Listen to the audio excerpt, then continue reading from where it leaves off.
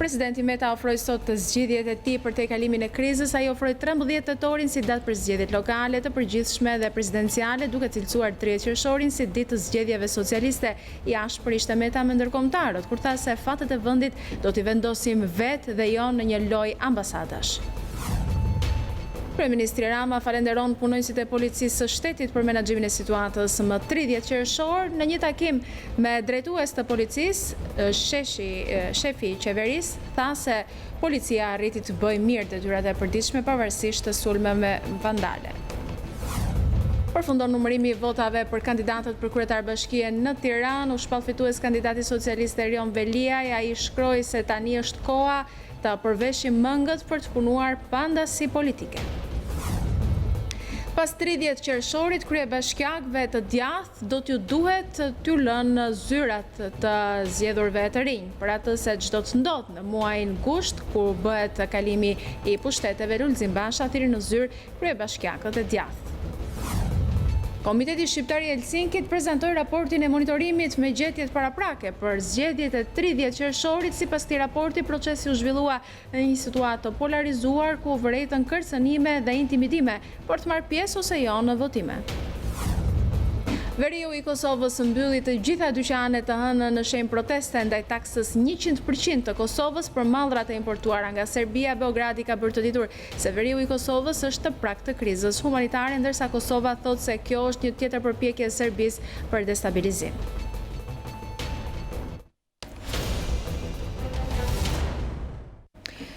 Vjojmë më gjërësish me lajmet. Presidenti Meta deklaroi sot zgjedhjet e tij për tejkalimin e krizës. Ai ofroi 13 tetorin si datë për zgjedhje lokale të përgjithshme dhe presidenciale, duke cilësuar 30 qershorin si ditë të zgjedhjeve socialiste. Jashtë për ishte Meta me ndërkombëtarët, kur tha se fatet e vendit do t'i vendosim vetë dhe jo në një lojë ambasadash.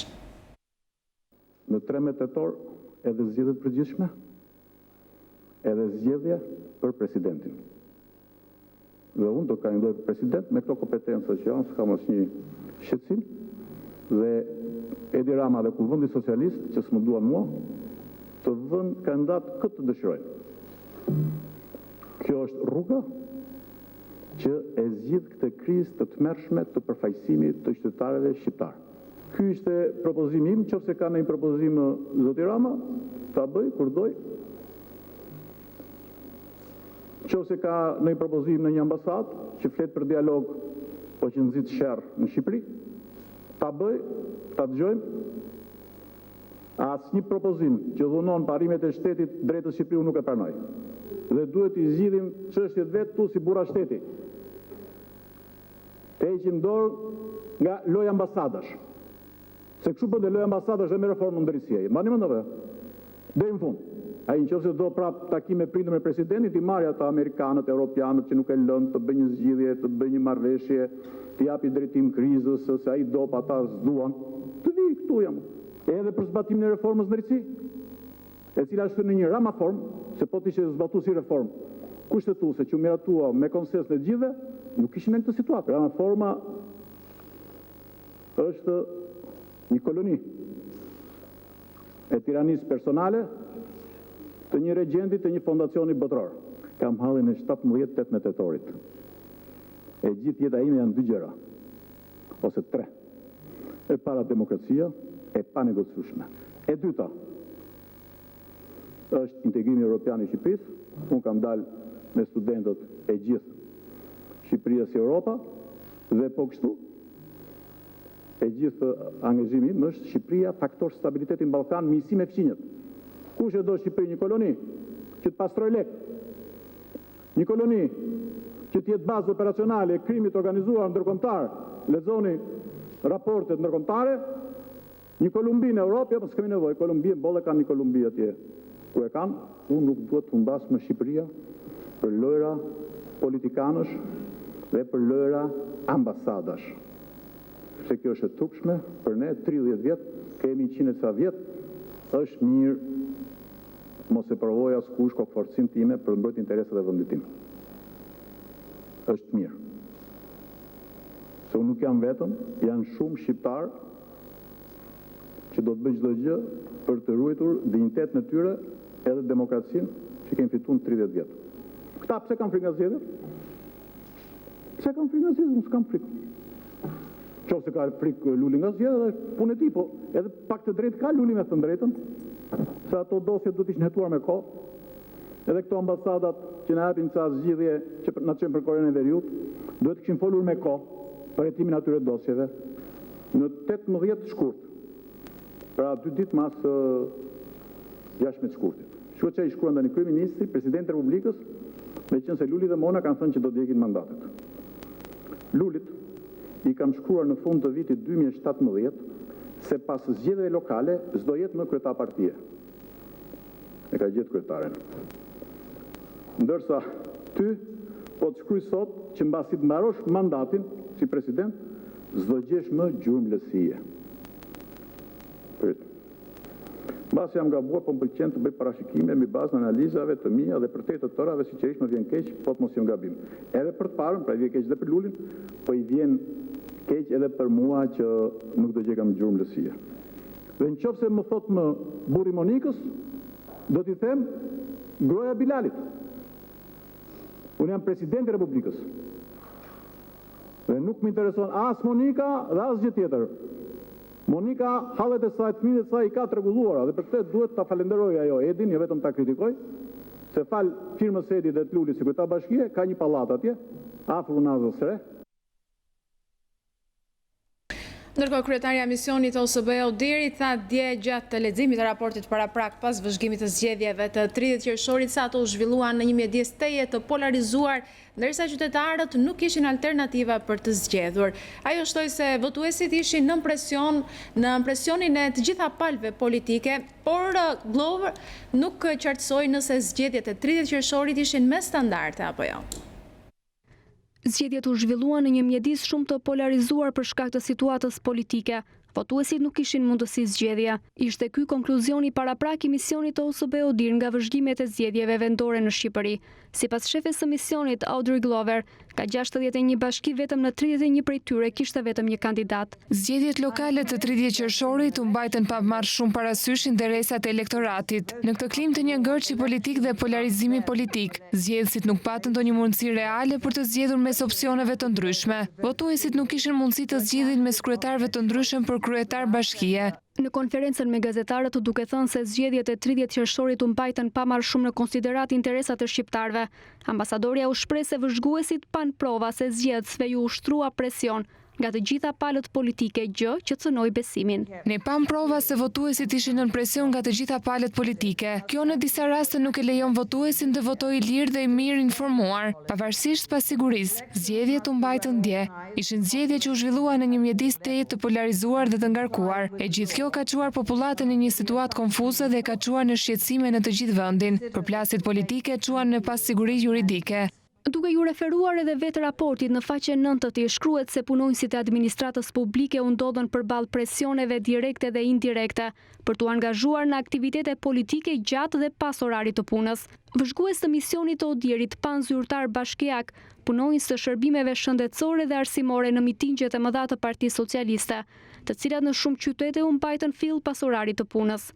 Ajo çka ishte pozitive për OSBE ODIHR ishte fakti që votat u numëruan përgjithsisht në mënyrë të qetë dhe paqësore, por ndryshon situata kur votuesit ju drejtuan qendrave të votimit. Në faqen 15 të raportit të ODIHR shkruhet se kishte frikë, ndërsa aktivistët e Partisë Socialiste dhe Partisë Demokratike mbajtën shënime për zgjedhësit që votuan duke sfiduar të drejtën e tyre për të votuar të lirë dhe pa frikën e ndërshkimit.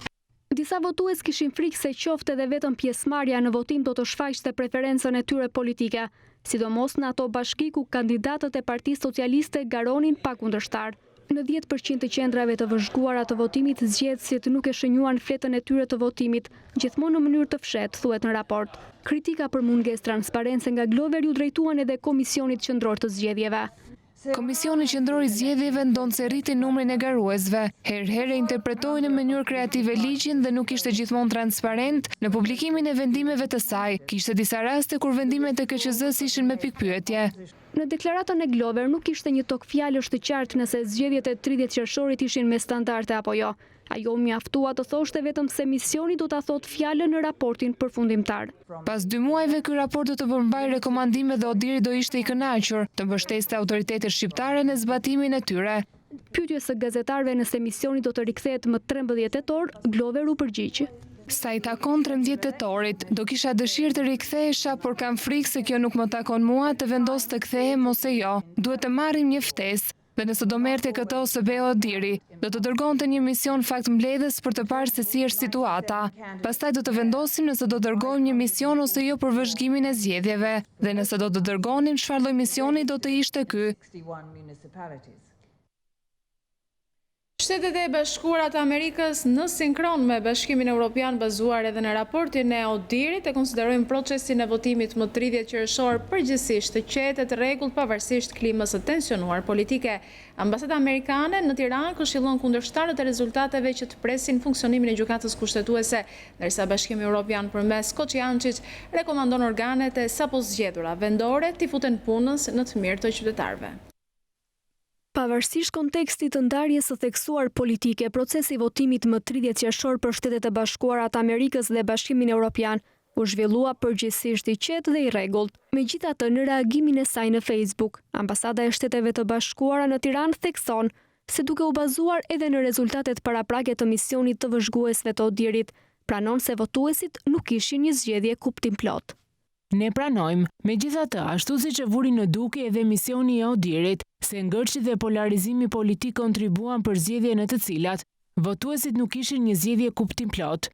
Pavarësisht pengesave, populli shqiptar, qoftë ata që morën pjesë në zgjedhje, ashtu edhe ata që abstenuan, ushtruan të drejtën e tyre demokratike në mënyrë paqësore dhe ne i përgëzojmë për këtë.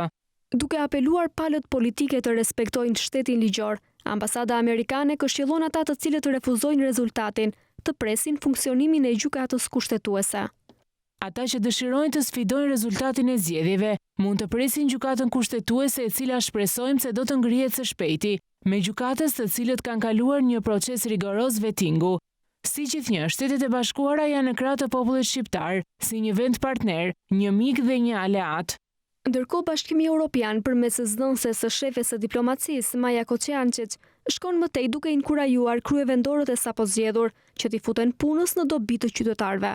Organet lokale të sapo zgjedhura tani duhet të jenë në gjendje të punojnë sipas kompetencave të tyre kushtetuese në dobi të qytetarëve të vendit. Koçiançit përsërit thirrjen për qeverinë dhe opozitën të tregojnë pjekuri politike dhe të angazhohen në dialog konstruktiv për të kapërcyer situatën aktuale politike. Komiteti Shqiptar i Helsinkit prezantoi raportin e monitorimit me gjetjet paraprake për zgjedhjet e 30 qershorit. Sipas këtij raporti, procesi u zhvillua në një situatë të polarizuar ku përfaqësues të komitetit kanë vërejtur kërcënime dhe intimidime për të marrë pjesë ose jo në votime. Një tjetër shqetësim është votimi familjar dhe shkelja e fshehtësisë së votës. 115 vëzhgues afat shkurtër dhe afat gjatë të Komitetit Shqiptar të Helsinkit të akredituar në Komisionin Qendror të Zgjedhjeve vëzhguan zgjedhjet e qeverisisë vendore. Nga të dhënat e pjesshme që KSH ka deri në këto momente, rezulton se 25% e qendrave të votimit të monitoruara janë hapur me vonesë. Për organizative, gabime në kryerjen e procedurave ligjore nga komisionerët. E ndërpresim kronikën, shkojmë menjëherë në lëvizjen socialiste për integrim, është në kryetari i saj zoti Luan Rama në një deklaratë. Popullit shqiptar, të kombit e të shtetit shqiptar, shënoj me palishmërinë e vet të sjelljes së 30 qershorit rekordin më negativ, jo të zgjedhjeve, por që prej kur në këtë vend janë kryer votime për herë të parë. Jo me mungesën e respektit për shtetin, por me konsistencë të vetëdijshme për t'u kundërvënë atij në ashtin e vet. Jo me ignorancën e mosnjohjes së detyrimeve kushtetuese në ndarjen dhe balancimin e pushteteve në një shtet demokratike të së drejtës, por me ligësinë diabolike prej banditësh për të rrezuar Republikën, jo prej mosnjohjes së vlerave të demokracisë dhe të pluralizmit politik në një shoqëri civile të emancipuar, po prej makutërisë korruptive e mentalitetit pervers në qeverisje për të shpërbërë institucionet kushtetuese të shtetit, jo se nuk e din se çfarë është pluralizmi, por si përdhunues të kushtetutës e si mishërimi filozofisë leniniste gjithë pushtetin sovjetëve, qeveria e Shqipërisë dhe majoranca e saj, që sot janë vetëm 21.6% e votuesve shqiptar, dhe kjo shifër e shtuar turpshëm prej atyre që ende nuk kanë mbaruar numrimin, prej të gjithë atyre që veti prodhuan, veti votuan dhe vet i numruan fletët e votimit, është argumenti tragjik i të gjithë atyre që thonë se shqiptarët nuk din të qeverisen. Raporti paraprak i OSB Odirit konfirmoi qartë dhe për të gjithë për masën reale të shëmtim votimeve të 30 qershorit. Me elegancën e zonjës Glover, shqiptarët dëgjuan katraurën e gatuar dhe të servirur prej bandës antishtet që të cënoi të drejtën për të zgjedhur, sepse bandat nuk bëjnë zgjedhje, që cënoi të drejtën për të patur alternativë, sepse bandat nuk kanë dhe nuk ofrojnë alternativë përveç të tyres, që cënoi të drejtën që qytetarët të ishin pjesëmarrës dhe kontributor në projekte për interesat dhe punët e komunitetit, sepse bandat kanë vetëm interesin dhe projektin e tyre kriminal, e atyre nuk ju intereson komuniteti. Të pushtuar prej panikut e frikës së asaj që vjen, dhe që është parathënë në gjithë këta muaj proteste dhe revolte qytetare e popullore, jo minj të ringjallur të Dino Buxhatit, por ata të makthit e Edi Ramës janë kapur e po festojnë në vallen e turpit të tyre të 30 qershorit. Në vend që të ndjeshin të turpruar për çfarë i kanë bërë Shqipërisë me kanabizimin si kryeveprën e tyre kriminale, me krimin e organizuar dhe korrupsionin endemik, siç e nënvizon vit pas viti raporti i Departamentit Amerikan të Shtetit, me vrasjen e besimit tek shteti dhe detyrimin e mbi 400.000 shqiptarëve për të braktisur vendin e tyre në vetëm 6 muaj, me mosçeljen e përvitshme të negociatave dhe sabotimin e procesit të integrimit europian të vendit, me skandalet e ditë pas ditëshme dhe përgjimet ku shfaqet gjithë arsenali i ndyrësisë së një gjuhe rrugaqësh ordiner, ata të pafytyre të paturp, kapërdisen e bëjnë moral demokracie dhe qytetarie, duke ndërsyer gjithë mantuneturinë politike të mishëruar dhimbshëm në mjerimin e kurtizaneve të pushtetit, me shpresën mjerane se mund të shërbejë si parzmore turpi e keqpërdorimit dhe shpërdorimit të besimit qytetar. Shqipëria sot është në udhkryqin e fatit të vet, e ajo nuk mund të zgjedhë më të qëndroj peng i interesave të një klani antishqiptar që nuk e pati për gjë që ta dëshmoj antishqiptarinë e vet edhe në 30 qershorin e turpit. Shqipëria nuk ka nevojë për mbretin lakuriq, edhe kur ai del si burri me pantallona të shkurtra, por ajo duhet të nxjerrë në pa gjithë krenarinë e vet kombëtare dhe qytetare, si vend europian, antar i NATO-s, e ta shporë këtë jund të korruptuar. Europa demokratike dhe Shtetet e Bashkuara të Amerikës si korpusi i vlerave qytetare moderne demokratike është modeli ynë.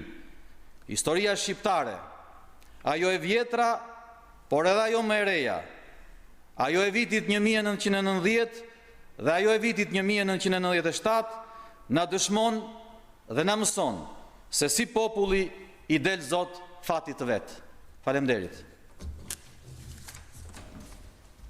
Do që deklaratën që vinte nga Lëvizja Socialiste për Integrim ishte zoti Luan Rama. Ne rikthehemi edhe një herë Lajmeve.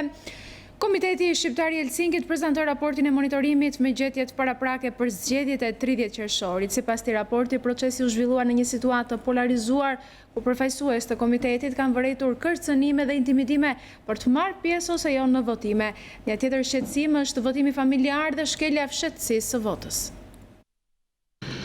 215 vëzhgues afat shkurtër dhe afat gjatë të Komitetit Shqiptar të Helsinkit të akredituar në Komisionin Qendror të Zgjedhjeve vëzhguan zgjedhjet e qeverisë vendore. Nga të dhënat e pjesshme që KSH ka deri në këto momente rezulton se 25% e qendrave të votimit të monitoruara janë hapur me vonesë për shkaqe të lidhura me mangësi organizative, gabime në kryerjen e procedurave ligjore nga komisionerët, zhvendosjet e vendeve të qendrës së votimit. Shqetësues është fakti që në qytetin e Durrësit, vëzhguesi i KSH-s është përballur me kërcënime intimiduese nga një vëzhgues partjak. Vëzhguesit e KSH-s kanë vërejtur prezencën e personave të paautorizuar në ambientet e brendshme të qendrave të votimit dhe në ambientet e jashtme, por brenda perimetrit të godinës ku ishin vendosur qendrat e votimit. Janë vërejtur grupet të rinjve të identifikuar si përfaqësues të partive politike, të cilët orientonin zgjedhësit apo thjesht mbikëqyrnin zgjedhësit që hynin dhe dilnin nga këto godina. Në qytetin e Gjirokastrës rezulton se persona të paautorizuar prezantoheshin si vëzhgues partjak dhe informonin për numrin zgjedhor të zgjedhësit që votonte, gjë që nuk është e lejueshme sepse në këtë mënyrë kërkohen të dhëna për të identifikuar ata që votojnë dhe ata që nuk votojnë. E njëjta gjë ka ndodhur edhe në qytetin e Tiranës në qendrën e votimit 1831 fraksion 1. Kemi mendimin se jo të gjithë anëtarët e komisionit të qendrave të votimit në qytetet ku është shtrirë monitorimi janë trajnuar me cilësi dhe në kohën e duhur. Kjo ka ndikuar në disa raste në shkeljen e fshehtësisë së votës, lejimin e votimit familjar në rreth 8% të totalit të qendrave të vëzhguara nga komiteti. Në një dalje për mediat, kryedemokrati Basha tha se Partia Demokratike doli më e fortë dhe më e bashkuar pas 30 qershorit, por sipas këtij votimet kanë thelluar edhe më tej krizën politike. Basha theksoi se vendi ka nevojë për ndryshim të thellë politik dhe ekonomik. Duke komentuar gjitjet paraprake të misionit të OSBE-dirit Lulzim Basha tha se zgjedhjet ishin një farsë e palishme antikushtetuese dhe provokim kriminal për shqiptarët. Kryedemokrati u shpreh se partia e tij doli më e fortë dhe më e bashkuar pas 30 qershorit. Votimet ishin të paligjshme dhe tani ky është një fakt i pranuar nga të gjithë. Farsa dështoi, Partia Demokratike doli më e fortë dhe më e bashkuar nga 30 qershori. 30 qershori nuk ishte në interesin e qytetarëve shqiptarë. Votime pas zgjedhje, përjashtim i padrejtë i opozitës nga administrimi dhe monitorimi i zgjedhjeve, mos funksionim gjykatash, vendimet gabuara e të padrejta të KQZ-s, marrje e kompetencave të gjykatës kushtetuese dhe probleme të tjera serioze. Edi Rama doli më i vetmuar dhe më i dobët nga 30 qershori. Pavarësisht kësaj fitoreje, Basha tha se votimi e thelloi krizën, sepse dje sipas tij u rikonfirmua edhe më e fortë se shkaktari është Edi Rama.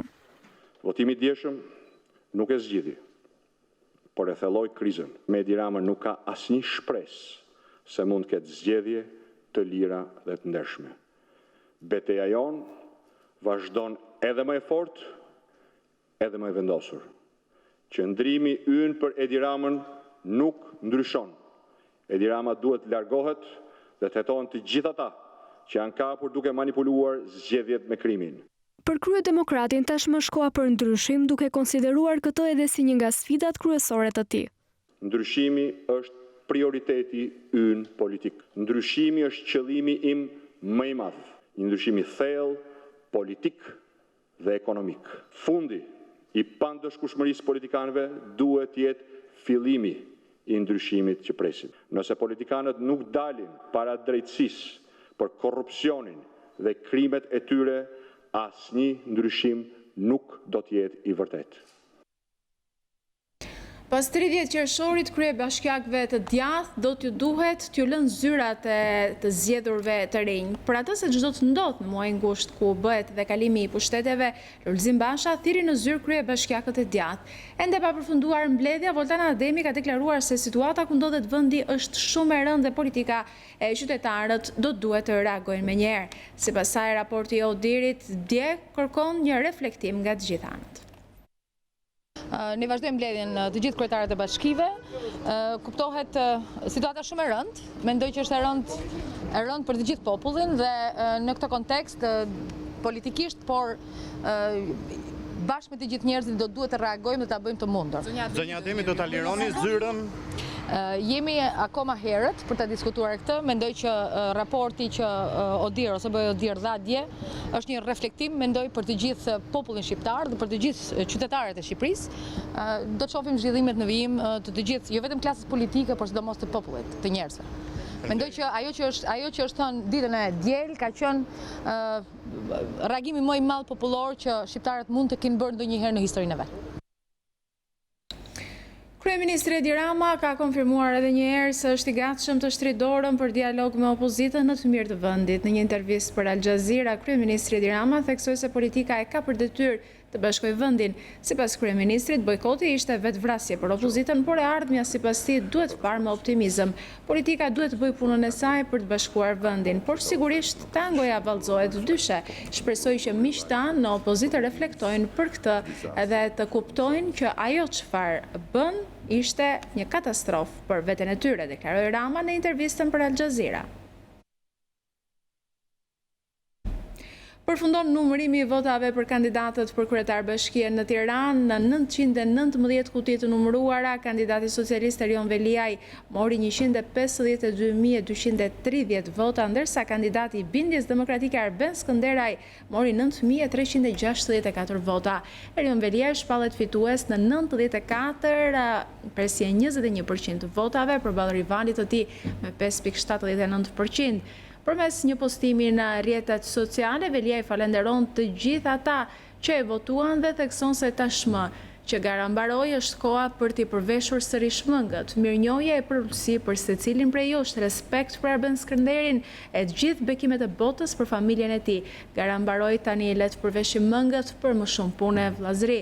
Për te ndasive, siç ka hije Tiranës, që duam ka më shumë gjëra që na bëjnë bashkë se ato që na ndajnë, shkruan Veliaj.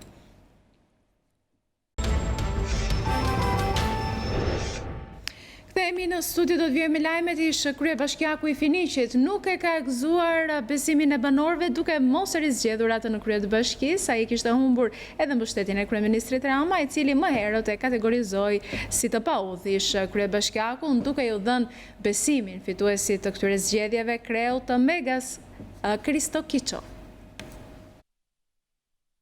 Ka vendosur të na sfidojë të gjithë. Nuk ka problem, ne i pranojmë sfidat. Mbështetja që kryeministri Rama i dha gjatë fushatës elektorale, me sa duket rezultoi frytëdhënëse për kandidatin e Megas në Finiq, Kristo Kiço. Banorët e kësaj bashkie, shumica prej të cilëve të minoritetit etnik grek, i besuan kandidatit të Megas duke bërë kryebashkiak në zgjedhjet vendore të mbajtura në 30 qershor. Edhe në mandatin e kaluar, Finiqin e drejtoi një antar i Megas i mbështetur nga Partia Socialiste, Leonida Kristo, që me sa duket së fundmi e humbi këtë mbështetje. Kryeministri Rama shpesh e quante të paull Leonida Kriston dhe ky i fundit zgjodhi të kandidojë pavarur. Në një takim me banorët gjatë prezantimit të kandidatëve në Finiq, Rama i tërhoqi vëmendjen e ish kryebashkiakut për cilësinë e dobët të punës në krye të bashkisë së Finiqit. Jo vetëm nuk ka shkëlqyer në punën e bashkisë, jo vetëm që në mënyrë të vazhdueshme ka marrë vërejtje nga drejtuesi politik i qarkut për cilësinë e dobët të realizimit të projekteve, ka marrë në vazhdimsi vërejtje dhe kërkesë për të reflektuar nga deputeti i zonës, madje që ta themi deri në fund, më mirë si ky se sa si Luli dhe si Fallxhoria, nuk diskutohet. Në kategorinë e të paudhëve, ky prap është një shkallë më lartë se ata, se të paktën ka dalë përballë. Kristo Kiço i Partisë Mega, mbështetur nga Partia Socialiste, rezultoi fitues në Bashkinë e Finiqit me 3.333 vota, ndaj 2.160 votave që mori ish kryebashkiaku Leonida Kristo, i cili garoi pavarur në këto zgjedhje. Ish deputeti demokrat Erd Bylykbashi paralajmëroi vazhdimin e protestave të opozitës deri në largimin e qeverisë Rama, sepse sipas tij janë domosdoshmëri për vendin. I ftuar në emisionin Na Show, Bylykbashi tha se qytetarët refuzuan Ramën në 30 qershor, edhe pse ai vetë po përpiqet të ndryshojë rezultatin, ndërsa kryebashkiaku ende në detyrë i Lezhës, Fran Froka, i cilësoi zgjedhjet e së dielës një farsë kësaj majoranci që sipas tij do të shkojë për skrap. Ish deputeti i Partisë Demokratike Erd Bylykbashi nga studio emisionit Ta Show në News24 komentoi raportin paraprak të emisionit të OSBE Odir, ku vuri në dukje disa problematika dhe theksoi se zgjedhësit kanë qenë në presion nga të gjitha palët politike. Për sa i përket zgjedhjeve të 30 qershorit, Bylykbashi tha se Ramën e refuzuan 85% e shqiptarëve dhe se vetë ai po përpiqet të ndryshojë rezultatin. Ajo që dëgjuam në deklaratën paraprake të misionit Odirit është vetëm parathënie një raporti i cili do të listojë shkelje shumë të rënda. Po përpiqet ta çojë 24% votën e tij në mënyrë që thotë unë kam gjysmën e elektoratit. Të gjithë e dim që po inxhinieron rezultatin. Ish deputeti demokrat tha se Rama do diktaturë, mirë po këtë gjë nuk do ta lejojë Bashkimi Evropian dhe paralajmëroi vazhdimsinë e protestave, pasi sipas tij janë një domosdoshmëri për vendin. Është domosdoshme që protestat vazhdojnë, sepse ajo që kam parë ishte jo thjesht një farsë, ishte një maskaradë, nuk janë zgjedhje. Nuk ishte zgjedhje. Edhe ligjshmërisht nuk ekzistojnë. Gazetari holandez Vincent van Garvenwey, një njohës i mirë i politikës shqiptare, e cilësoi procesin e së dielës si një ngjarje nul që nuk ekziston, ndërsa theksoi se gjatë këtyre viteve nuk ka ndryshuar asgjë në politikën shqiptare. Pyetjes se nëse do të kishte të drejtë vote si do të vepronte, gazetari tha se do t'i refuzonte. PS-ja ka një problem sepse tani është vërtet jemi në një vend monopatiak, edhe ajo parti do të jetë do të ketë përgjegjësi për gjithçka që po ndodh në këtë vend. Opozita ka problemi që në fundit nuk ka asnjë pushtet. Shumë e çuditshme që një reformë në drejtësi varet nga një politikan. Zgjedhjet e 30 qershorit sipas kryebashkiakut ende në detyrë në Lezhë Fran Frokaj, ishin një farsë ndyre një mazhorance që ka filluar të vjedhë dhe veten. Ka problem shumë me votën. Ta le që na vodhen ne, po kanë filluar vjedhën edhe veten. Ka qenë me të vërtet një fenomen vërtet farsë dhe edhe një ndyrë. Frokaj tha se makineria e qeverisë Rama ka nisur të lëshojë krisma e zhurmë dhe parashtroi dy variante për të dalë nga kjo rrugë. Makineria e shtetit po jep krisma. Kështu që ka dy variante. Ose të ndaloj dhe ta riparoj, ose përndryshe do të shkoj për skrap. Këshilltarja ligjore pranë Qendrës Evropiane për lirinë e shtypit në Leipzig, Flutur Akusari, në një lidhje Skype në emisionin Na Show, foli për padinë e kryeministit Rama ndaj gazetarit të Bild Peter Tjede pas publikimit të përgjimeve. Ne dënojmë veprimin e kryeministrit që të ushtroi padi për publikimin e përgjimeve që janë të vërteta e të cilat ai vet i ka konfirmuar. Jam shumë kurrështare të di se kur do të paguaj për këtë dhe shpresoj që paraja publike nuk do të përdoret që të paditen gazetar vetëm se kanë publikuar diçka që është në interes publikut dhe është të vërtet. Pra s'jemi tu fol për shpifje. Gazetari Enkel Demi tha se Rama mund të jetë një artist dhe shkrimtar shumë i mirë, por si kryeminist është shumë i rrezikshëm. Duke folur për zgjedhjet e 30 qershorit, ai tha se numri i qytetarëve mbështetës ndaj Ramës është në rënje. Të dhënat i flasin për një numër në rënje.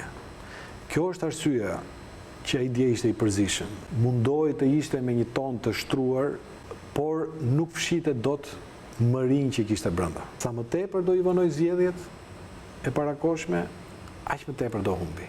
Nertil Jole, Ervin Goci dhe Gentian Gaba ishin tre personazhet e jetës publike të ftuar në pjesën e fundit në A Show në News24. Ata komentuan disa nga momentet më pikante të politikës në një javë.